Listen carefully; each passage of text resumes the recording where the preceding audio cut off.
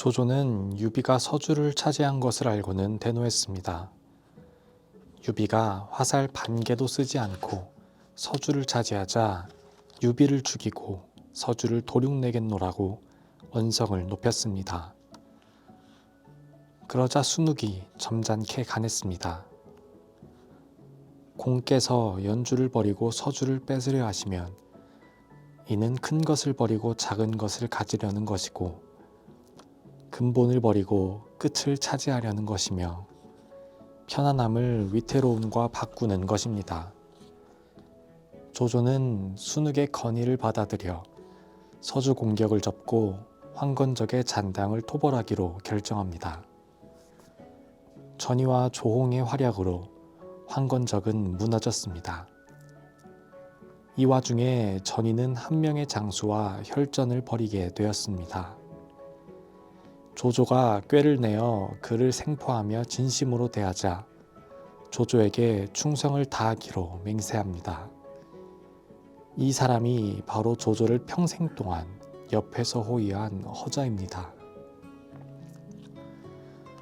조조는 황건적을 평정한 후 군사를 이끌고 연주로 갔습니다.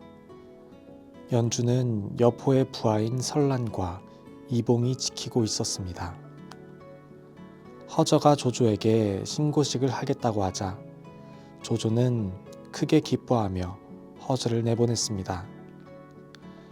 이봉이 함께 달려나왔습니다. 어찌 허저의 상대가 될 수 있겠습니까? 단 두 합, 허저는 이봉의 목을 베어버렸습니다. 이를 본 설란은 겁을 먹고 성 안으로 달아나려다가 여건이 쏜 화살에 고꾸라졌습니다. 허저는 멋진 신고식을 했고 조조는 흐뭇하게 연주를 수복했습니다. 조조는 기세를 몰아 복양성으로 향했습니다. 여포는 이번에도 자신만만했습니다. 진궁의 간언도 듣지 않고 달려나갔습니다. 허저가 나섰으나 승부가 나지 않았습니다. 그러자 조조가 외쳤습니다. 여포는 한 명이 공격해서는 안 된다. 전의가 나섰습니다. 뒤이어 하우돈, 하우연이 나섰습니다. 이정과 악진까지 여포를 에워쌌습니다. 1대6의 벌떼작전 해도 너무합니다. 하지만 전쟁에서는 모든 수단과 방법을 동원해 이기는 것이 우선입니다. 아무리 뛰어난 여포라지만 벌떼처럼 달려드니 막아내기에만 급급했습니다. 이럴 때는 36개 중행랑이 제일입니다. 그런데 문제가 생겼습니다. 여포가 말머리를 돌려 성 안으로 돌아가려는데 전씨가 해자를 연결하는 조교를 올려버렸습니다. 여포가 고함을 치자 전씨는 천연덕스럽게 말했습니다. 내 진직의 조장군께 항복하였소. 진궁이 조조를 잡기 위해 낸 계책이 결국 부메랑이 되어 돌아왔으니 전쟁터에서의 셈법은 변화무쌍 그 자체입니다. 여포는 욕설만 퍼붓다가 정도로 달아났습니다. 진궁도 여포의 가족을 데리고 정도로 달아났습니다. 조조는 여포를 무찌르고 산동 일대를 모두 장악합니다. 천하통일의 야망에 불타오르는 조조, 그의 다음 목표는 어디일까요? 이제 삼국연이 첫째 권이 끝났습니다. 우리 선조들은 책 한 권을 떼면 이를 축하하는 책시시를 했습니다. 오늘은 한 권을 떼면서 소설에 등장하는 유비와 조조에 대해서 알아보겠습니다. 유비와 조조, 소설의 주인공이자 최대의 라이벌이지요. 삼국연의가 난세로부터 시작되는 까닭에 이 두 사람도 황건적을 진압하는 과정에서 등장합니다. 먼저 유비가 소설의 문을 엽니다. 정사 삼국지는 조위 정통론의 입장에서 서술했기에 조조의 위나라가 약 50%를 차지합니다. 하지만 소설은 유비 위주의 족한 정통론을 고수하기 때문에 그 시작도 당연히 유비인 것입니다. 장각이 이끄는 황건적의 무리가 유주까지 침범하여 유비가 사는 탁현을 위협합니다. 이에 태수가 의병을 모집하는 방을 붙이는데 유비가 이를 보면서 다음과 같이 등장합니다. 유비는 독서를 좋아하지 않았고 그 성격은 후덕하고 말수가 적었으며 희노애락을 얼굴에 드러내지 않았다. 처음부터 큰 뜻을 품어 오직 천하의 호걸들과 어울리는 이 사람은 키가 7자 5지에 두 귀는 어깨까지 내려왔는데 팔은 또 어찌나 긴지 두 손을 내리면 무릎을 지나고 눈으로는 자신의 귀를 볼 수 있었다. 얼굴은 옷같이 깨끗하고 입술은 연지를 바른 것과 같았다. 유비의 모습과 성격을 묘사한 문장입니다. 괄호 안의 문장은 나관중본에만 있는 것으로 우리가 일반적으로 접하게 되는 모종강본에는 빠져있는 부분입니다. 이제 조조의 등장을 살펴보겠습니다. 황보순과 조준이 장각의 동생들인 장량과 장보를 격퇴하자 이들은 밤을 도와 도망칩니다. 새벽녘에 한숨을 돌릴 때 이들을 가로막는 자가 있었으니 바로 조조입니다. 한 장수가 이들 앞으로 나섰다. 키가 7자에 눈은 실처럼 가늘고 수염은 길었다. 바로 기도위 조조였다.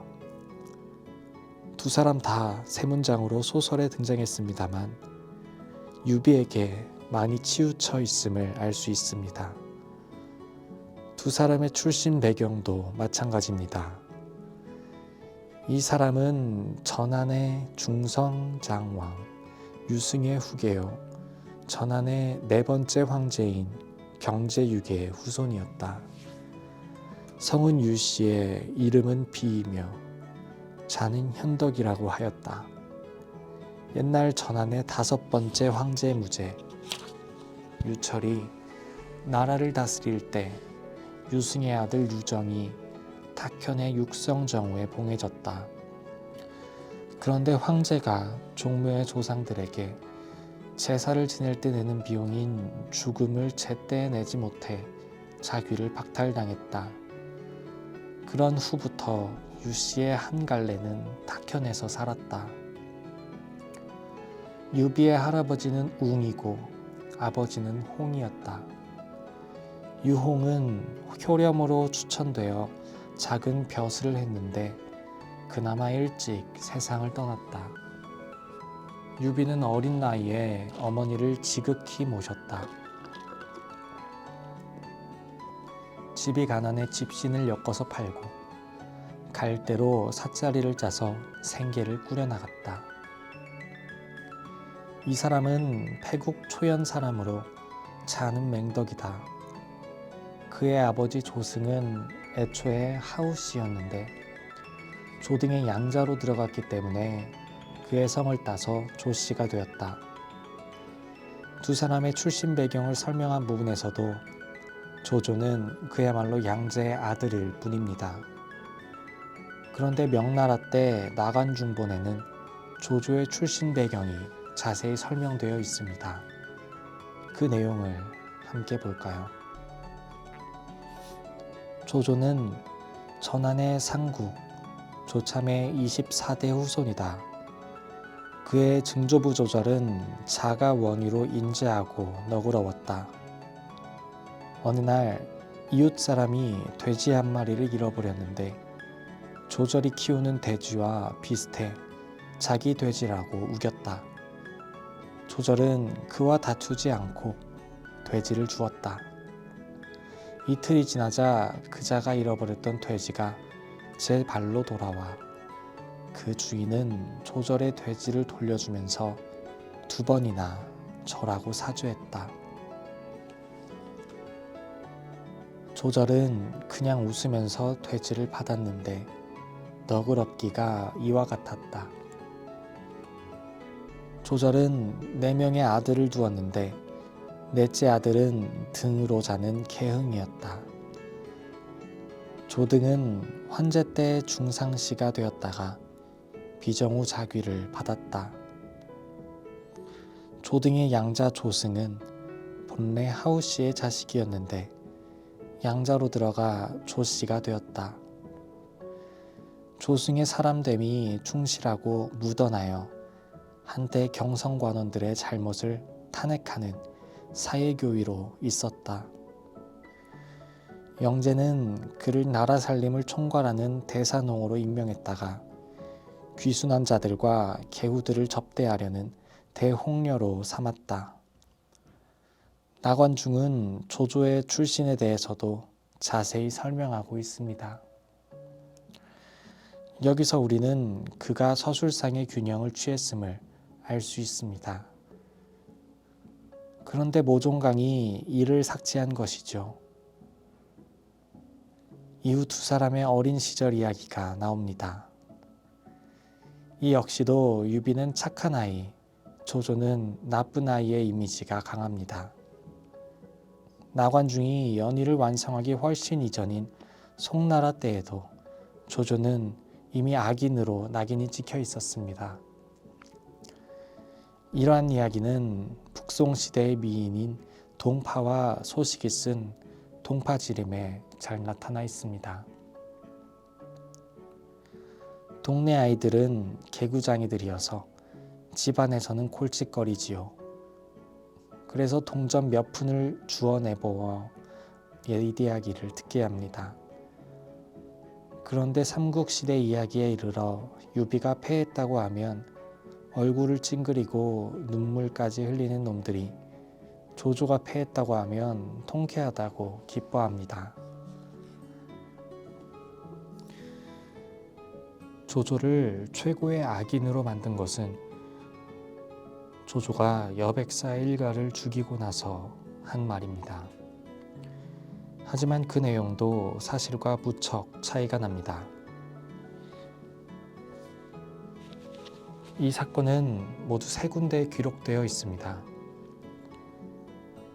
왕침의 위서, 곽반의 세어, 손성의 잡기인데 위서는 조조의 정당방위를 주장해서 역사가들은 곽반과 손성의 기록을 믿습니다.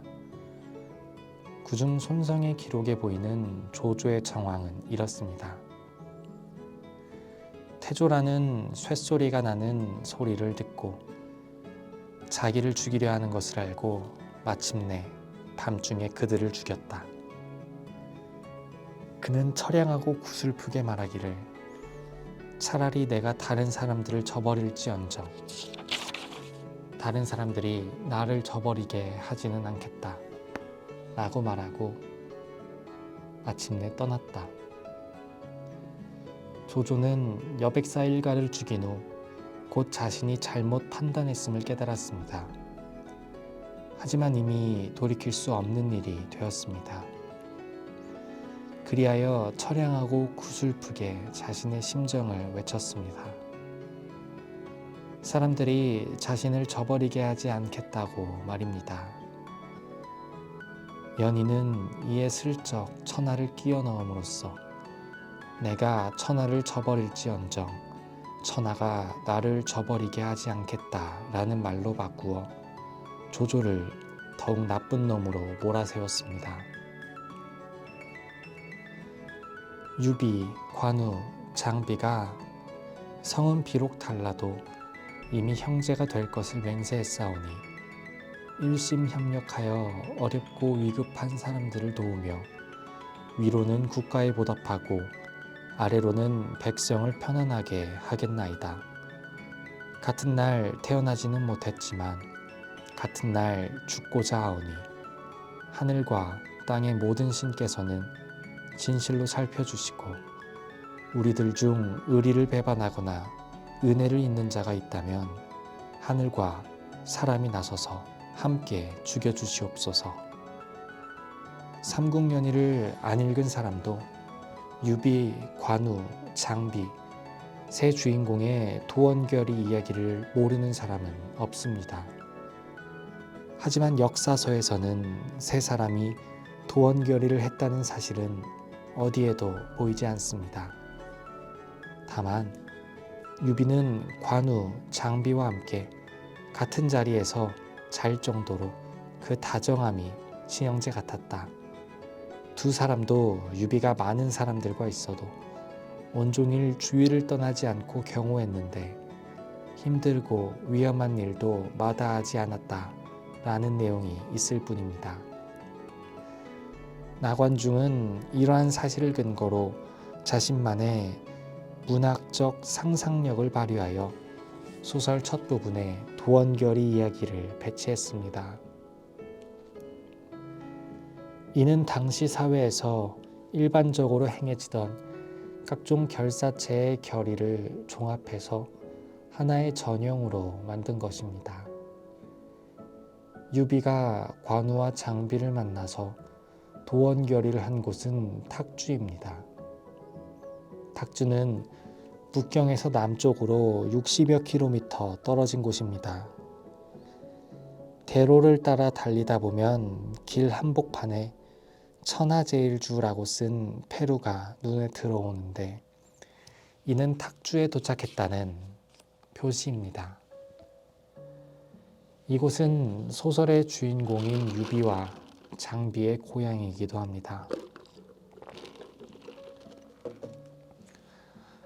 삼형제가 도원결의를 한 곳으로 가는 동안 길가의 간판들이 눈에 띕니다. 도원병원, 장비반점, 도원공사. 삼국연의의 고향에 왔음을 단번에 실감할 수 있습니다. 도원결의를 한 곳은 이제 도원 삼결의 고리라는 번듯한 관광지가 되었습니다. 입장료를 내고 안으로 들어가면 도원을 나타내는 듯 가느다란 복숭아 나무들이 엉성하게 심어져 있고 그 한가운데에는 삼형제의 도원결의 장면을 재현해 놓았습니다. 그런데 삼형제의 도원결의가 엄숙하기보다는 우스꽝스럽습니다. 이곳을 찾는 사람들이 상상한 삼형제의 모습을 일부러 깨트리려고 만든 것인지도 모르겠습니다.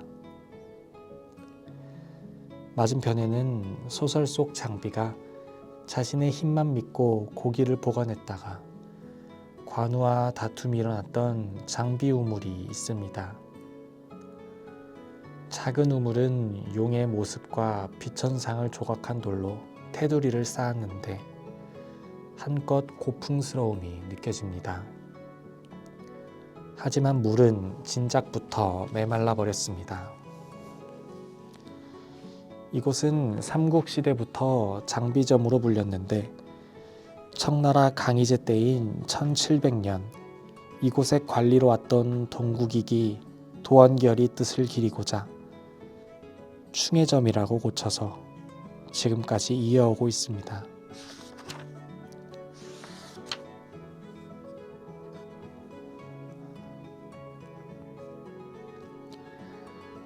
조조에게 패한 여포는 흩어진 군마를 모아서 다시 조조와 결전을 벌이려고 했습니다. 그러자 진궁이 몸붙일 곳부터 찾은 후에 싸워도 늦지 않다고 말렸습니다. 여포는 원소에게 가고 싶었습니다.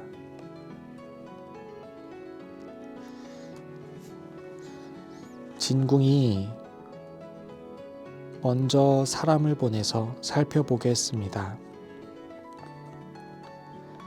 원소는 여포가 조조와 다투고 있다는 소식을 듣고는 알량에게 5만 명의 군사를 주고 조조를 도와 여포를 치라고 할 참이었습니다. 화들짝 놀란 여포는 진궁의 말을 따라 서주의 유비에게 갑니다. 유비가 여포를 맞이하려고 하자 미축이 호랑이 같은 놈을 거두면 안 된다고 말렸습니다. 유비가 조조가 이곳을 공격할 때 여포가 연주를 습격해 도와주었기 때문에 그 은혜를 갚아야 한다는 논리였습니다. 미축과 같은 생각이었던 장비가 한마디 뱉었습니다. 형님 속은 나무 토막이요. 그렇더라도 방비는 해야 할 것이요. 여포는 유비의 환대 속에 지난날 도와준 일을 한껏 자랑했습니다. 그러자 유비가 여포에게 서주를 내어줄 의향을 비쳤습니다. 지키기 힘든 서주를 맡은 유비는 얼른 무거운 짐을 벗어버리고 싶었는지 모를 일입니다. 여포가 냉큼 받으려고 하다 보니 관우와 장비의 무서운 눈빛이 보였습니다. 유비가 재차 권하자 진궁이 강한 손님은 주인을 억누르지 않는다며 막았습니다. 여포는 유비를 불러 주연으로 화답하고 아내와 딸을 불러 인사시켰습니다. 이는 남녀 구별이 엄격하던 시대에 지극히 가까운 사이가 아니면 있을 수 없는 일입니다. 여포는 유비를 아우라고 부르며 가깝다는 것을 보여주려고 했지만 장비는 눈을 부라리며 호통쳤습니다. 우리 형님은 금지오겹이신데 니놈이 무어라고 감히 우리 형님을 아우라 부르느냐. 너 이리 나와라. 내 너와 300합을 겨루겠다. 유비와 간우가 장비를 말렸습니다. 유비가 여포에게 사과는 했지만 속으로는 장비에게 잘했다고 했을 것입니다. 기세에 밀린 여포가 떠나려고 하자 유비는 소패에 자리를 마련해 주었습니다.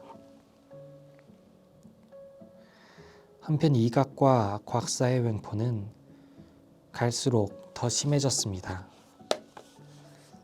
태위 양표가 슬픔으로 나날을 보내는 헌제를 위로하며 계책을 아뢰었습니다. 투기가 심한 곽사의 아내를 꼬드겨 반간계를 써서 두 역적이 서로 싸우게 만드는 것이었습니다.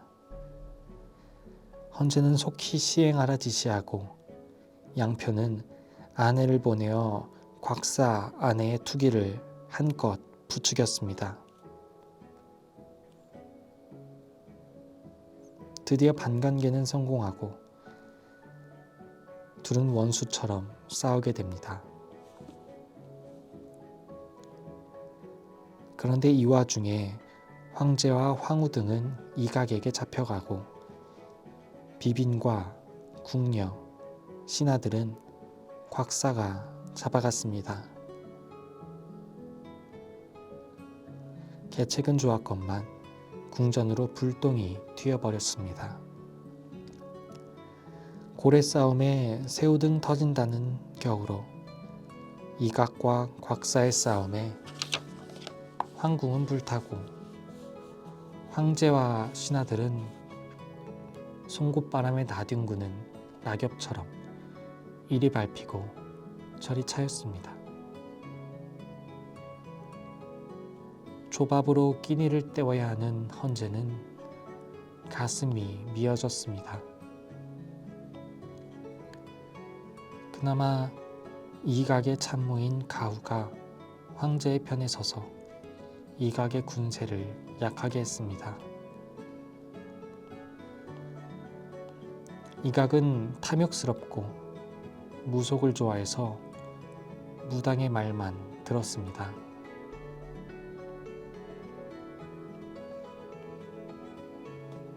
헌제가 상을 내려도 그 공은 무당에게만 돌렸습니다.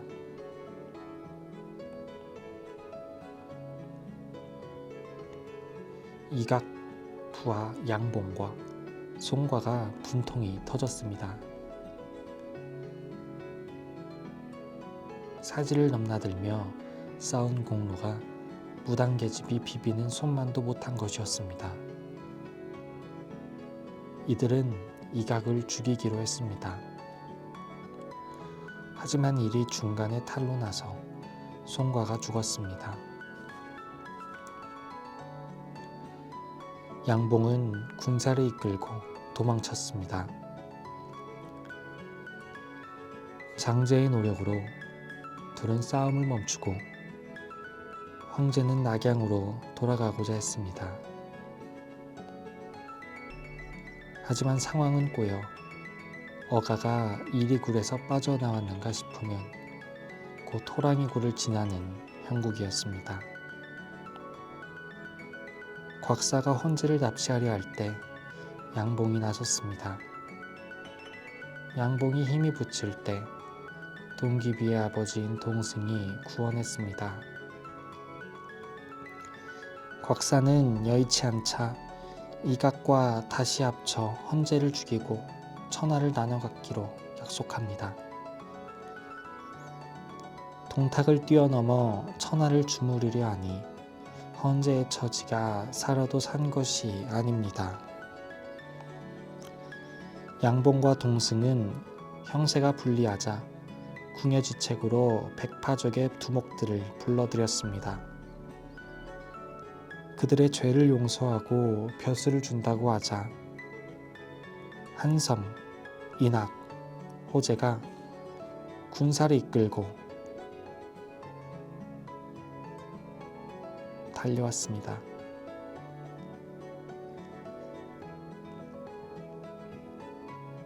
이각과 곽사는 가는 곳마다 재물을 약탈하고 부녀자를 겁탈했습니다.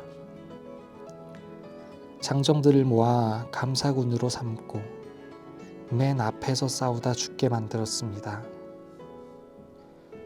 오합지졸인 백파적들은 곽사에게 크게 패했습니다.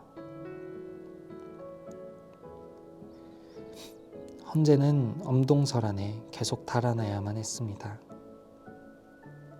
양봉과 동승이 호위됐지만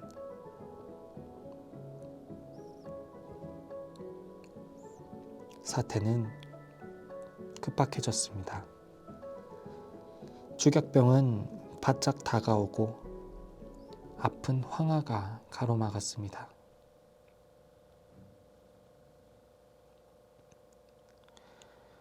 헌제와 황후는 겨우 나룻배에 의지하여 황하를 건넜습니다. 황제를 따르던 사람들이 다투어 배를 타려고 하자 인학이 칼을 휘둘렀습니다. 손가락이 잘리고 강물에 수강되는 자가 부지기수였습니다. 황하를 건너니 겨우 10여 명만이 헌제 곁에 있었습니다.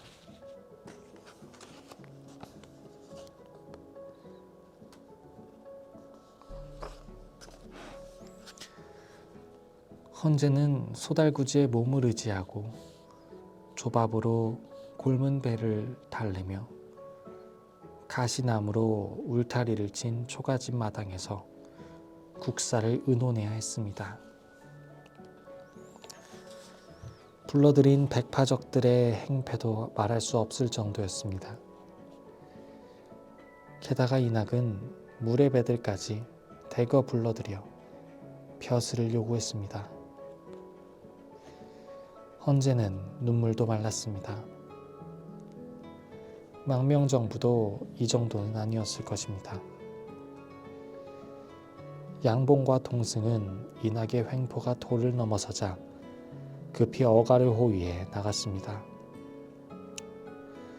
그러자 인학은 이각, 각사와 손잡고 먼저 황제의 어가를 추격했습니다. 방간계가 성공하는 듯 싶더니 이젠 3명이 뭉쳐서 헌제를 죽이려고 뒤쫓고 있습니다. 모종강은 이각과 곽사는 2명의 동탁이라고 평했습니다.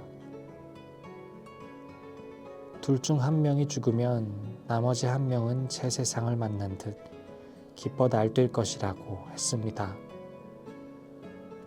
또 여포는 천자의 명령을 받아 동탁을 죽였으니 대의 명분을 빌어 사사로운 원수를 갚으려고 한 것일 뿐 대의 명분을 만들지 못했다고 평했습니다. 그렇기에 여포의 행동은 동탁과 다르고 곽사의 행동은 이각과 같다고 했습니다. 사실 대의 명분이라는 것도 가진 자들과 그것을 차지하고 싶은 자들이 만든 정치적 술수에 지나지 않습니다. 그리고 반드시 민심은 곧 천심이라는 말에 일치시킵니다. 하지만 그들은 민심을 읽지 않았습니다. 이들에게 민심이란 자신들의 욕심이자 이를 채우는 수단에 불과하기 때문입니다. 이낙이 군사를 이끌고 이각과 곽사를 사칭하며 헌제를 잡으려고 했습니다. 하지만 양봉이 이낙임을 알아차렸습니다. 서왕이 말을 몰고 달려가 단 1합에 이낙의 목을 베었습니다. 헌제는 우여곡절 끝에 드디어 낙양으로 입성합니다. 그러나 궁궐은 모두 불타고 황무지엔 다 북숭만 지천으로 널렸습니다. 헌제는 작은 궁을 하나 짓고 기거했고 문무백관은 가시덤불에서 조회를 열었습니다. 헌제는 홍평이란 연호를 버리고 건안으로 고쳐 부르게 했습니다. 흥하고 평안한 시대는 허황한 꿈이고 안정을 세우는 것이 작금의 간절한 소망이었습니다. 그러나 하늘은 또다시 흉년을 안겨주었고 모두가 촉은 목피로 연명해야만 했습니다. 전쟁에서 죽은 자 못지않게 배고파 굶어 죽은 자가 담장 사이에 널렸습니다. 한나라 400년의 역사가 이보다 더 쇠약한 적이 없었으니 헌제의 운명도 참으로 기구할 뿐입니다. 백사가 죽어 망탕산에 피이 흐르니 붉은 깃발이 온 천하에 가득했도다. 진나라 몰아내어 사직 세우고 초패양도 넘어뜨려 국토를 정했네. 천자는 쇠약하고 간신배만 넘쳐나니 국은은 시들고 도적대만 날뛰누나. 낙양과 장안의 재난 목격한다면 눈물 없는 철인도 넋을 잃고 말 것이네. 산동을 장악한 조조는 황제가 낙양으로 돌아왔다는 소식을 듣고 참모들과 상의하기로 했습니다. 순욱이 속히 천자를 받들어 모시고 여망을 따르는 것이 좋은 생략이라고 제안했습니다. 때마침 천자가 조조를 부른다는 조서가 도착합니다. 조조는 기쁜 마음으로 서둘러 군사를 출동시켰습니다. 한편 헌제는 이각과 곽사가 낙양으로 쳐들어온다는 소식에 다시 몸을 피해야만 했습니다. 이때 조조군이 도착하여 황제를 진정시키고 이각과 곽사를 상대했습니다. 이각과 곽사는 가후의 진언도 듣지 않고 조조군과 싸우다가 대패하고 겨우 목숨만 건져 산속으로 도망갔습니다. 이제 헌제는 조조가 지켜주어 큰 시름을 놓았습니다. 동소가 헌제의 명을 받고 조조를 찾아왔습니다. 동소는 조조에게 춘추 5패의 공업을 이루기 위해서라도 거가를 허도로 옮겨 모실 것을 제안합니다.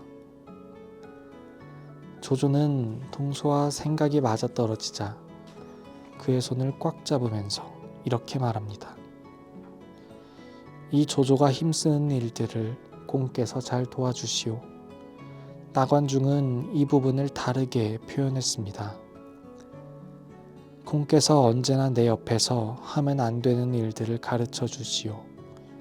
내가 잊지 않고 보답하겠소. 나관중은 조조가 하면 안 되는 일들을 가르쳐 달라고 했습니다. 하지만 모종강은 조조가 힘쓰는 일들을 도와달라는 것으로 고쳤습니다. 같은 결과라 하더라도 아다르고 어다른 법인데 모종강이 쓴 조조의 어투에는 기본적으로 간사함이 배어 있습니다. 조조는 허도로의 이전 준비를 완료하고 헌재 승낙을 받습니다. 좋은 날을 잡아 허도로 향하던 중 양봉의 부하인 서왕이 길을 막았습니다. 조조는 허자와 싸우는 서왕을 보고 부하로 삼고 싶었습니다. 그를 알고 있는 만총이 나서서 서왕을 데리고 왔습니다. 조조는 허도에 궁전을 짓고 종묘와 사직을 세웁니다.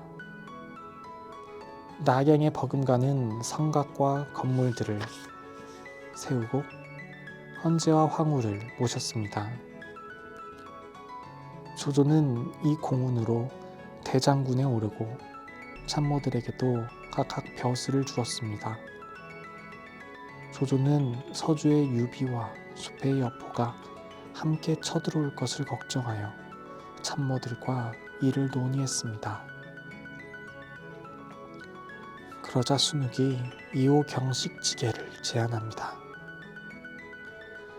2마리의 호랑이를 싸움시켜 서로를 죽이게 만드는 계략입니다. 조조는 헌재에게 주청하여 유비를 공식적인 서주목으로 임명합니다. 그리고 별도로 여포를 죽이라는 밀서를 보냈습니다.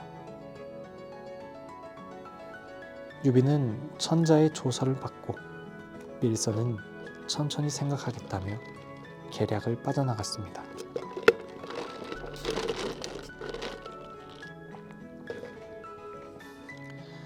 여포를 극도로 미워하는 장비가 말했습니다. 여포는 애당초부터 을이라고는 없는 놈입니다. 그런 놈을 죽이라고 하니 오히려 잘 됐지 않습니까?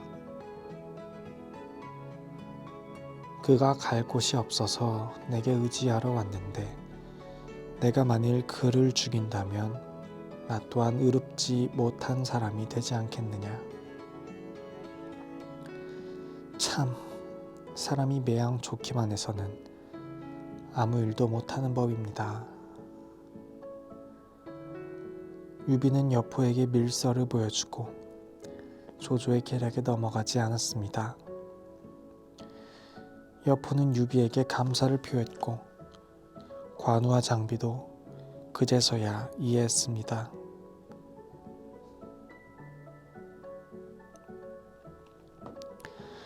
순욱은 계책이 실패하자 다시 호랑이를 몰아 이리를 잡아먹게 하는 구호 탄랑지기를 내놓습니다. 이에 조조는 유비에게 천자의 조서를 보내 원수를 공략하게 했습니다. 원술에게도 사람을 보내 유비가 황제께 밀표를 올려 원술의 영역인 구강군을 빼앗으려 한다고 귀띔했습니다. 유비는 조서를 받고 이 또한 조조의 계략이라는 것을 알았습니다. 하지만 천자의 명령을 어길 수는 없었습니다. 유비는 서주성을 장비에게 맡기고 원수를 공략하기로 했습니다. 유비는 술골의 장비가 성을 지키는 것이 걱정되어 발걸음이 떨어지지 않습니다. 그러나 장비가 다짐합니다. 이제부터는 술은 입에도 안 대고 병사들도 때리지 않겠소. 모든 일을 형님 충고대로 하겠습니다. 말로 하는 약속은 언제나 쉽습니다. 하지만 정작 행동으로 지키기는 어렵습니다. 장비는 며칠이 지나자 술이 그리워 몸살이 났습니다. 관원들을 초대해 잔치를 열고는 오늘만 취하도록 마시고 내일부터는 모두가 술을 끊자고 했습니다. 자신만 안 마시면 될 것을 남들까지 끌어들이며 너스레를 떠는 꼴이 예나 지금이나 변함없습니다. 관원 중에는 조표는 체질적으로 술이 맞지 않았습니다.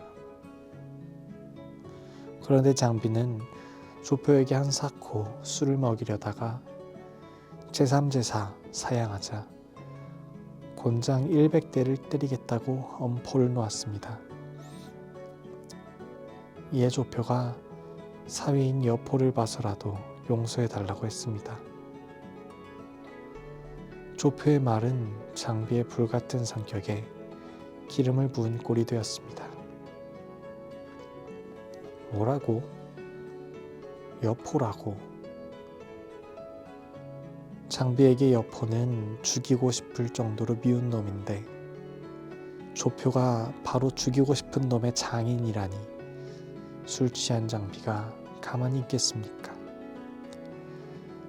나는 그냥 너를 겁주려고 해본 소린데 네가 오히려 여포를 가지고 나를 겁주려고 하니 내가 어찌 그냥 넘어갈 수 있겠느냐. 너 오늘 내게 제대로 맞아봐야겠다. 내 여포를 때리듯 너를 때려야겠다.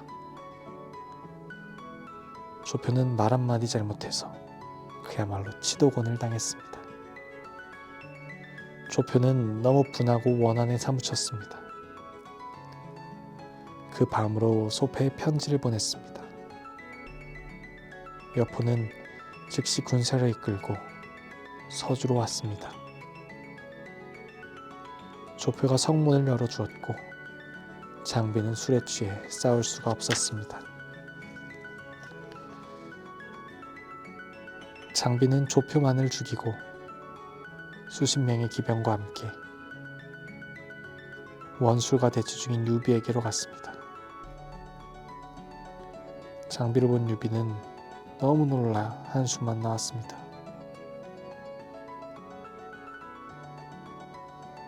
가까스로 마음을 진정시키고 말했습니다.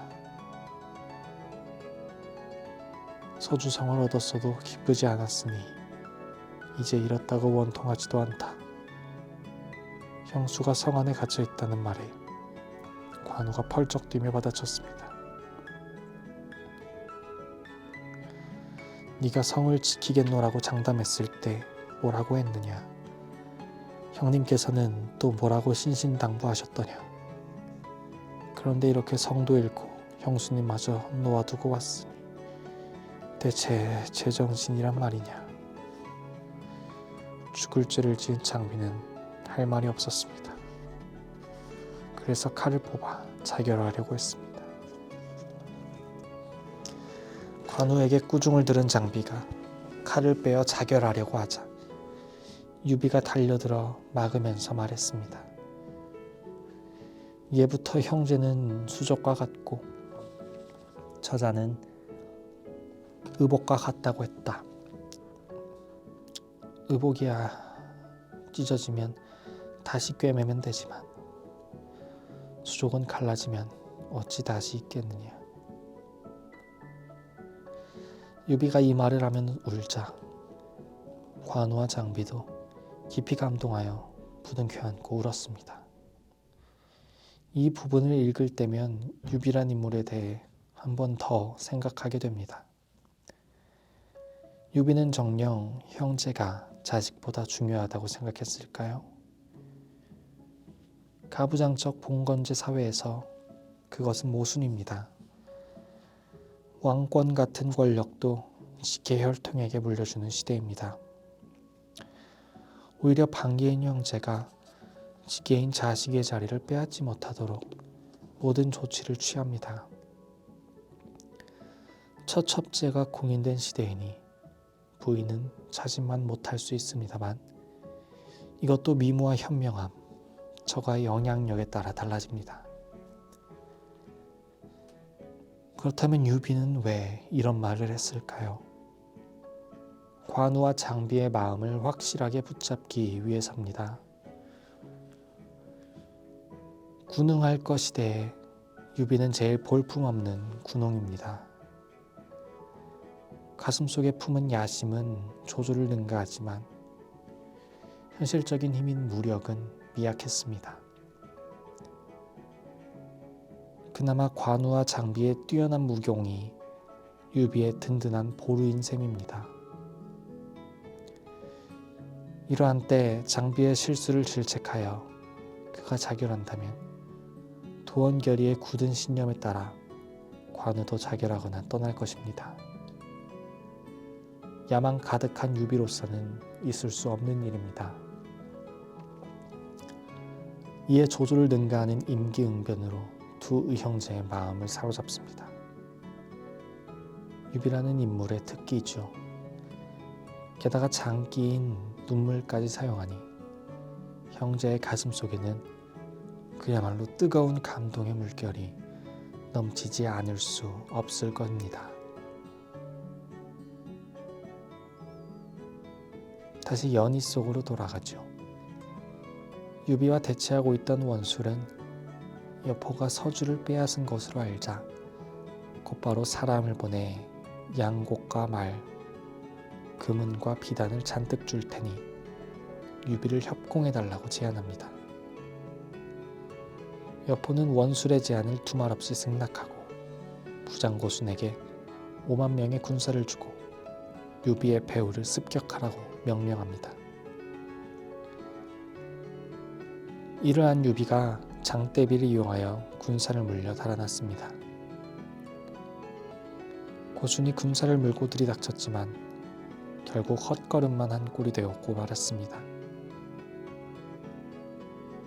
그래도 여포는 원술이 약속한 것은 받아야만 했습니다. 하지만 원술의 생각은 달랐습니다. 비록 고순이 왔다고는 하지만 유비를 제거하지 못했으니 나중에 유비를 잡으면 그때 약속한 것을 보내드리겠소.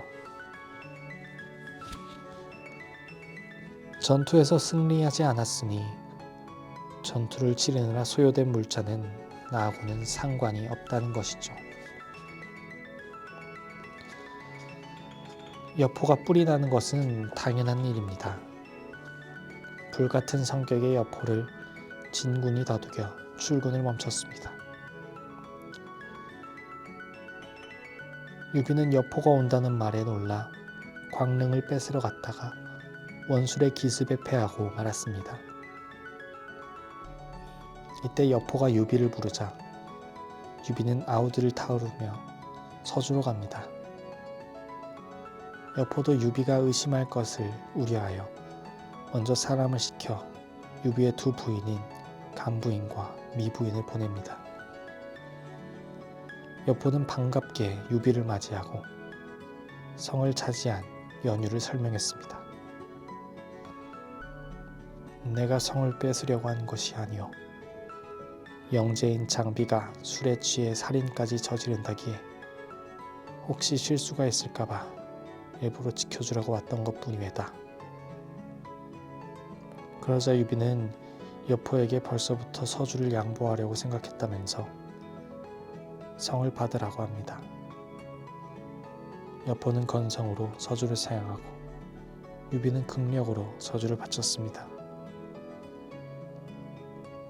시키지 못할 것을 억지로 맡은 유비, 차지하고 싶지만 억지로 참고 있는 여포. 이 둘이 만들어낸 대화의 해답은 너무도 뻔합니다. 유비도 좋고 여포는 더욱 좋은데 속이 부글부글 끓는 사람이 있었으니 바로 관우와 장비였습니다. 유비가 이런 두 아우에게 아예 복장 터지는 말을 합니다. 시세가 좋지 않으면 몹을 굽힌 채 분수를 따르고 때를 기다려야 하는 법이다. 운명과 싸우려고 해서는 얻는 것이 없다. 모종강도 이 부분에서 다음과 같이 평했습니다. 여포가 연주를 기습했어도 조조는 즉시 연주를 되찾을 수 있었지만 여포가 서주를 기습하자 유비는 서주를 되찾지 못했다.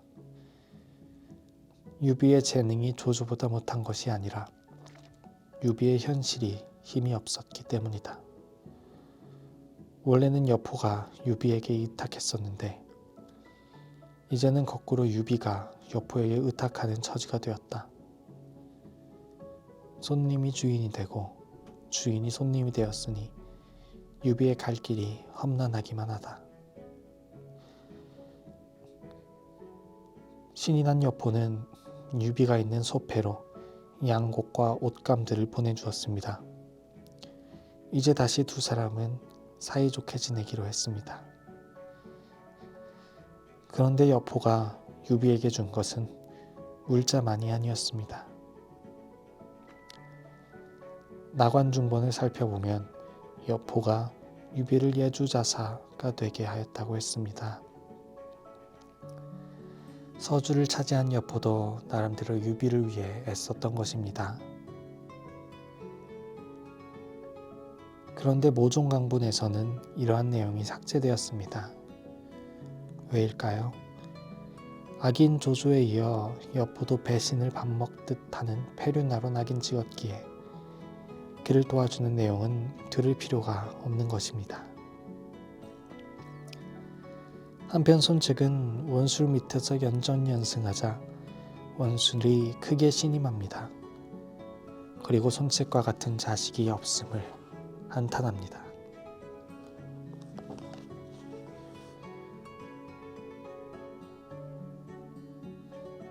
원술이 아끼는 손책이었건만 정작 손책은 우울했습니다. 부친인 손견처럼 영웅이 되어 천하를 도모하고 남의 밑에서 지내고 있는 자신의 신세가 처량하고 한스럽기만 했습니다. 이러한 손책에게 주치와 여범이 계책을 줍니다. 손책은 부친이 남겨놓은 옥새를 원술에 맡기는 대신 3,000명의 군사를 얻어 원술에게 벗어납니다.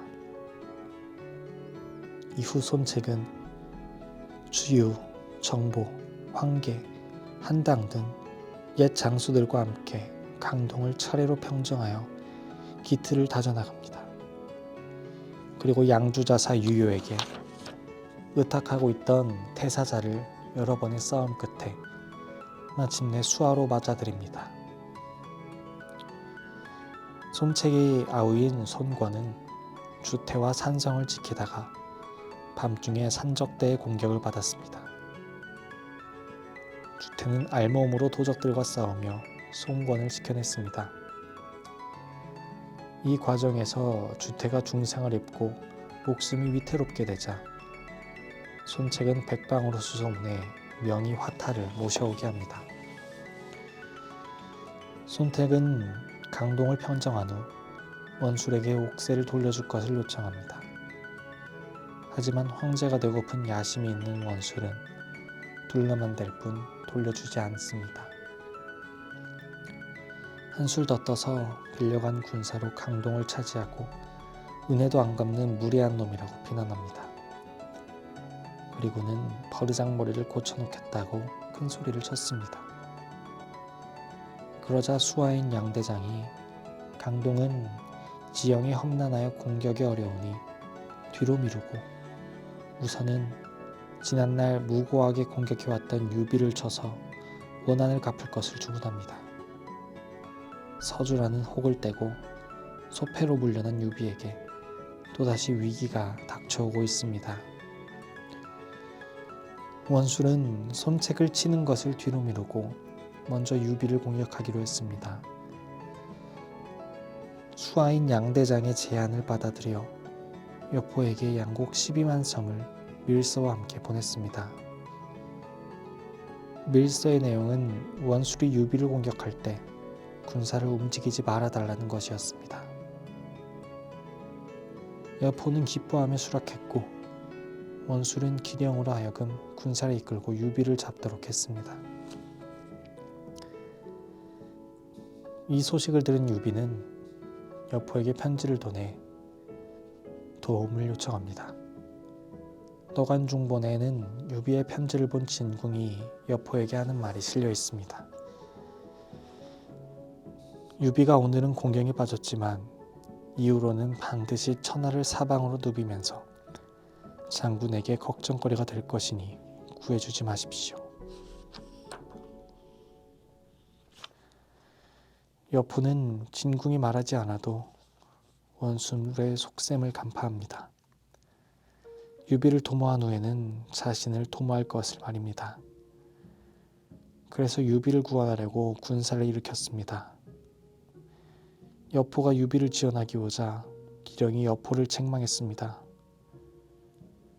여포는 양쪽 모두 나를 원망하지 않게 하겠다며 각각의 영체로 사자를 보내 유비와 기령을 불렀습니다.